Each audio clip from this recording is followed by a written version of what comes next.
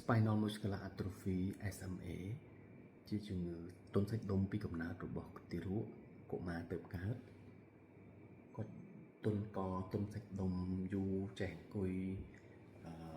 តែកណាជាងព្យាបាលអត់ទាន់ទេចាស់ឡើងធំតិចទៅគឺថាអាចទី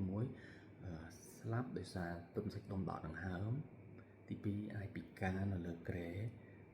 នៅលើរទេះជាប់រហូតមកដល់សប្តាហ៍ថ្ងៃនេះមានវិធីព្យាបាលចាក់តាមុនជុលជាដាច់ឈ្មោះថា Gene Therapy ដែល FDA approve នៅសហរដ្ឋអាមេរិកនៅប្រទេសអ្នកមានគឺគេចាប់ផ្ដើមព្យាបាលដោយ Gene Therapy នេះហើយអញ្ចឹងដើម្បីបើមានទារកកុមារទើបកើតហើយម្ដាយឪពុកឬក៏គ្រូពេទ្យចាប់អារម្មណ៍ឃើញថា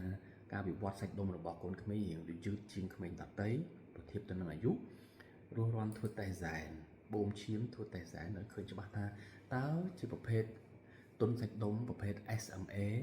មែនឬអត់ហើយប្រភេទ Type 1 Type 2ឬក៏ប្រភេទណាមួយអញ្ចឹងមានវិធីព្យាបាលជាដាច់ចាក់ថ្នាំតាមបំជុលឬចាក់វ៉ាក់សាំងអញ្ចឹងហើយឱកាសជាគឺមានខ្ពស់តិចឬច្រើនទៅតាមប្រភេទទៅថៃទីប្រមាណទី2ទី3ទី4អញ្ចឹងណាអញ្ចឹងរស់រាន់បើចាប់អារម្មណ៍ឃើញទារកកុមារទន់សាច់ដុំការវិវត្តសាច់ដុំប្លែកឆាប់រស់រាន់តាក់ទងគូពេទ្យជំនាញដើម្បីសូមប្រឹក្សាយោបល់ធ្វើរោគវិនិច្ឆ័យហើយព្រោះមានថ្នាំដែលអាចព្យាបាលជាដាច់បានហើយ SMA Gene Therapy